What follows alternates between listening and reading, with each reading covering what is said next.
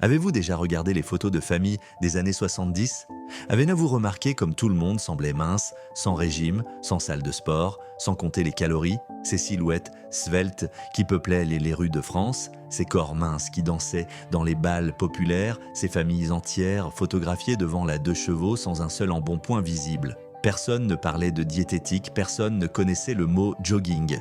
Et pourtant, l'obésité n'existait pratiquement pas dans le paysage français. Aujourd'hui, nous allons découvrir ensemble les véritables raisons de cette minceur naturelle qui caractérisait toute une génération, ces habitudes quotidiennes disparues qui maintenaient les Français en forme sans même y penser. Cette vie d'autrefois où rester mince ne demandait aucun effort particulier. La marche quotidienne comme mode de vie. Impossible de comprendre la minceur des Français sans évoquer leurs déplacements quotidiens qui ressemblaient à de véritables marathons. La voiture familiale représentait encore un luxe que beaucoup ne pouvaient pas s'offrir. La Renault 4 ou la Citroën, 2 chevaux stationnaient fièrement devant le pavillon mais servaient uniquement pour les grandes occasions. Les trajets quotidiens s'effectuaient à pied, des kilomètres parcourus chaque jour sans même y réfléchir, comme une évidence naturelle. Les mères de famille marchaient jusqu'à la boulangerie chaque matin pour le pain frais, puis jusqu'à la boucherie, puis jusqu'à l'épicerie, les bras chargés de provisions qu'elles remontaient dans les étages sans ascenseur. Les enfants parcouraient le chemin de l'école en bande joyeuse, cartable sur le dos, traversant les quartiers sous la pluie ou le soleil. Les ouvriers rejoignaient l'usine à pied depuis les cités ouvrières, les employés descendaient à la station de métro et marchaient encore 15 minutes jusqu'au bureau. Personne ne cherchait la place de parking la plus proche, personne ne prenait la voiture pour acheter le journal du coin. Les trottoirs des villes françaises grouillaient de piétons pressés. Les passages cloutés voyaient défiler des flots continus de marcheurs. Cette activité physique invisible brûlait des centaines de calories quotidiennes. Les corps restaient minces naturellement, sculptés par ces kilomètres, accumulés jour après jour, année après année. Le vélo et le Solex pour tous les trajets. Les rues de France résonnaient du tintement des sonnettes et du vrombissement caractéristique des Solex qui transportèrent les travailleurs. Le vélo Peugeot ou motobécane représentait le moyen de transport populaire par excellence, accroché dans la cour de l'immeuble ou rangé sous l'escalier de la maison. Les ouvriers pédalaient jusqu'à l'usine dès l'aube, les facteurs parcouraient des dizaines de kilomètres chaque jour pour distribuer le courrier dans les villages. Le Solex permettait aux jeunes employés de rejoindre leur travail sans transpirer, ce vélomoteur mythique qui consommait presque rien et maintenait le corps actif. Les femmes l'utilisaient pour faire leurs courses au marché, le panier accroché au guidon débordant de légumes frais. Les étudiants traversaient les campus à vélo, les apprentis rejoignaient leur atelier en pédalant, les livreurs sillonnaient les villes avec leurs triporteurs chargés de marchandises. Cette France cycliste dépensait une énergie considérable dans ses déplacements quotidiens. Les pistes cyclables n'existaient pas, les vélos se faufilaient entre les voitures peu nombreuses, les mollets se musclaient naturellement au fil des trajets répétés. Personne n'appelait cela faire du sport. C'était simplement se déplacer, vivre, exister dans une société où le mouvement allait de soi. Les escaliers comme exercice invisible, les ascenseurs restaient rares dans les immeubles français des années 70, réservés aux constructions les plus modernes et aux habitants les plus chanceux. Les familles gravissaient 4, 5, 6 étages plusieurs fois par jour, les jambes habituées à cet effort quotidien qui sculptait les cuisses sans y penser. Les mères remontaient les courses, les enfants dévalèrent les marches pour aller jouer, les pères grimpaient après une journée de travail. Les bureaux parisiens occupaient des immeubles haussmanniens sans ascenseur, les employés montaient et descendaient des dizaines de fois par jour pour porter des documents, consulter des collègues, rejoindre les archives. Les secrétaires en talons gravissaient les étages avec une aisance que nous aurions du mal à imaginer aujourd'hui. Les grands magasins comme le Printemps ou les Galeries Lafayette possédaient leurs escaliers majestueux que les clients empruntaient naturellement. Les escalators existaient, mais semblaient réservés aux personnes âgées ou chargées de paquets. Les stations de métro parisiens imposaient leurs interminables escaliers. Montmartre, avec ses 303 marches, voyait défiler quotidiennement des milliers de Parisiens qui grimpaient sans se plaindre. Cette France verticale brûlait des calories à chaque étage, entretenait des cœurs solides et des souffles puissants. Le travail physique généralisé. Les métiers des années 70 exigeaient des corps en mouvement, des muscles sollicités, une dépense énergétique considérable. Les usines employaient des millions d'ouvriers qui soulevaient, portaient, assemblaient, marchaient d'un bout à l'autre des chaînes de production pendant 8 heures. Les ateliers résonnaient du bruit des machines actionnées par des bras humains. Les entrepôts voyaient passer des manutentionnaires qui chargeaient et déchargeaient 100 transpalettes électriques. Les agriculteurs représentaient encore une part importante de la population, leur journée commençait avant l'aube et se terminait après le coucher du soleil. Les travaux des champs exigeaient une force physique considérable. Les moissons mobilisaient des corps entiers pendant des semaines. Les femmes au foyer accomplissaient des tâches ménagères épuisantes, laver le linge à la main ou avec des machines primitives, essorer, étendre, repasser avec des fers lourds, battre les tapis, cirer les parquets à genoux, frotter les casseroles, ces corvées quotidiennes valaient plusieurs heures de gymnastique. Les livreurs portaient les caisses sur leurs épaules, les déménageurs grimpèrent les escaliers chargés de meubles, les maçons soulevaient les parpaings, les couvreurs escaladèrent les toits. Cette France laborieuse dépensait son énergie dans le travail, pas besoin de salle de sport pour entretenir sa forme. La cuisine maison comme règle absolue. Les cuisines françaises fumaient et embaumaient. Les mères et les grands-mères préparaient à chaque repas à partir de produits bruts achetés le jour même. La cuisine industrielle n'avait pas encore envahi les foyers, les plats préparés restaient quasiment inconnus du grand public français. Les femmes épluchaient les légumes, désossaient les viandes, préparaient les sauces en surveillant les cuissons pendant des heures. Le marché du quartier fournissait les produits frais chaque semaine.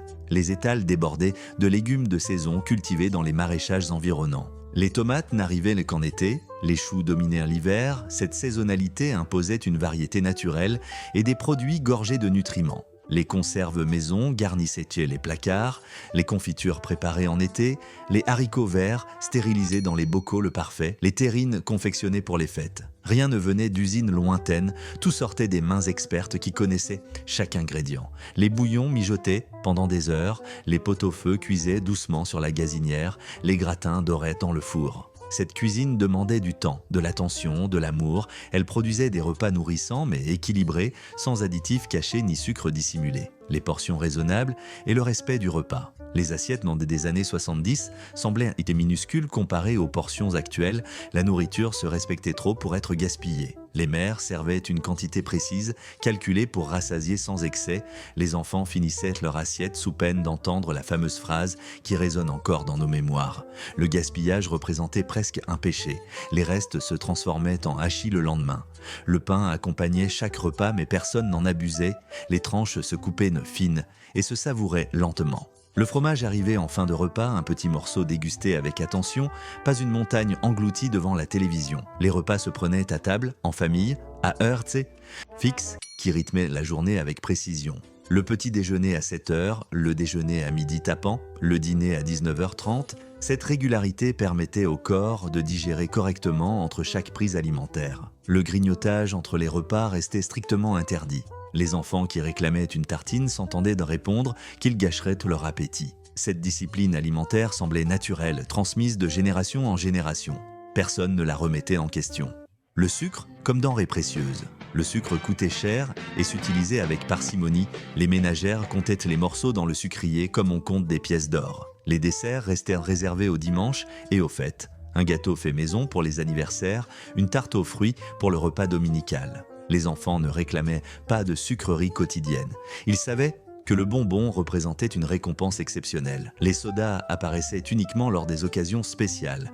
Un verre d'orangina pour les communions, une limonade pour les fêtes foraines. Le Coca-Cola existait mais restait exotique, américain, réservé aux grandes occasions ou aux sorties au café. Les boissons quotidiennes se limitaient à l'eau du robinet, au vin coupé d'eau pour les adultes, au café noir sans sucre pour ceux qui surveillaient leur ligne. Les sirops de menthe ou de grenadine se diluaient généreusement, une goutte de couleur dans un grand verre d'eau fraîche. Les céréales du petit déjeuner n'avaient pas encore envahi les placards. Les enfants mangèrent des tartines de pain avec du beurre, parfois de la confiture maison moins sucrée que les versions industrielles. Cette frugalité sucrée préservait les organismes des pics glycémiques qui favorisent la prise de poids, l'absence de plats industriels transformés. Les rayons des supermarchés naissants ne proposaient presque aucun plat préparé. Les ménagères cuisinaient par nécessité absolue. Les pizzas surgelées n'existèrent pas encore dans les congélateurs français, les nuggets de poulet restaient inconnus. Les cordons bleus industriels n'avaient pas été inventés.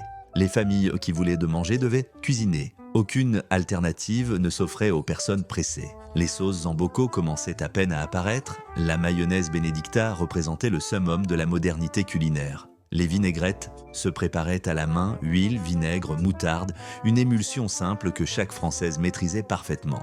Les conserves existaient, mais contenant des produits simples, des haricots lait d'hiver, des petits pois, des sardines, pas des préparations complexes bourrées d'additifs. Les étiquettes affichaient 3 ou 4 ingrédients reconnaissables, pas des listes interminables de composants chimiques imprononçables. Les fast-foods n'avaient pas encore conquis la France. Le premier McDonald's ouvre ses portes à Strasbourg en 1979. Une curiosité américaine qui fait sourire les Français attachés à leur gastronomie. La malbouffe n'existait pas encore comme concept, simplement parce qu'elle n'existait pas dans les assiettes. La télévision limitée et les enfants dehors. Les écrans ne hypnotisaient pas encore les Français pendant des heures. La télévision s'allumait le soir pour le journal et quelques émissions.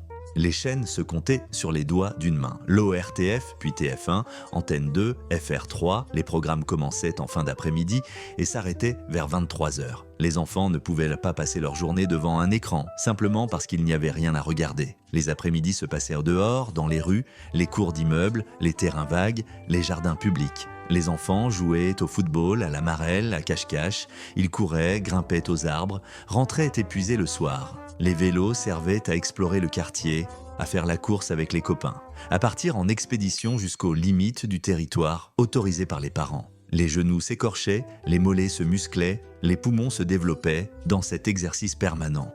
Les adultes eux-mêmes passaient de moins de temps assis, les soirées se prolongeaient au café du quartier, les dimanches se passaient en promenade digestive après le repas familial. Cette France en mouvement brûlait naturellement les calories que nous stockons aujourd'hui devant nos écrans multiples. Le rythme de vie plus lent et le sommeil réparateur. Les journées des années 70 suivaient un rythme naturel que notre époque frénétique a totalement oublié. Les Français se couchèrent plus tôt, aucun écran bleu ne perturbait leur endormissement, aucune notification ne les réveillait au milieu de la nuit. Les corps récupéraient pendant 8 ou 9 heures de sommeil profond, ce repos essentiel qui régule le métabolisme et les hormones de la faim. Le stress existait évidemment, les soucis d'argent, les problèmes familiaux, les inquiétudes professionnelles, mais il ne prenait pas cette forme chronique et permanente que nous connaissons. Le travail restait au travail, personne ne consultait ses messages professionnels le dimanche, la déconnexion était totale et obligatoire. Les dimanches représentaient de véritables jours de repos, les commerces fermaient, les usines s'arrêtaient, les familles se retrouvaient pour des repas interminables suivis de promenades paisibles. Ce temps de récupération permettait aux organismes de se régénérer, de réguler leurs fonctions, de maintenir un équilibre hormonal favorable à la minceur. Les vacances d'été duraient tout le mois d'août. La France entière semblait s'arrêter, les corps se reposèrent vraiment, le soleil et l'air marin régénéraient les organismes fatigués par l'année de labeur. La comparaison impossible avec notre époque. Nos grands-parents ne possédaient donc pas plus de volonté que nous. Ils vivaient simplement dans un monde qui maintenait naturellement les corps en forme. Leur environnement les obligeait à marcher, à monter des escaliers, à travailler physiquement. Leur alimentation restait simple et non transformée par définition. Le sucre coûtait cher, les plats préparés n'existaient pas, les écrans ne les clouaient pas sur leur canapé pendant des heures. Nous avons gagné en confort ce que nous avons perdu en mouvement. Nos voitures nous déposent devant chaque porte, nos ascenseurs nous épargnent chaque effort. Nos supermarchés regorgent de produits transformés, nos réfrigérateurs permettent de stocker des semaines de nourriture industrielle. Cette minceur des années 70 n'était pas un choix conscient, elle résultait d'un mode de vie disparu que nous ne retrouverons jamais totalement. Mais comprendre ces mécanismes permet peut-être de réintroduire quelques habitudes simples, marcher davantage, cuisiner plus souvent, limiter les écrans. Reconnaissez-vous ces habitudes qui maintenaient vos parents et grands-parents naturellement minces, sans régime ni salle de sport? Partagez cette vidéo avec ceux qui se souviennent de cette France active où personne ne parlait de calories ni de diététique. Laissez un pouce bleu si ces souvenirs ont fait remonter des images de votre enfance et de vos proches disparus. Abonnez-vous pour continuer ce voyage dans la mémoire de cette France d'autrefois qui nous manque tant.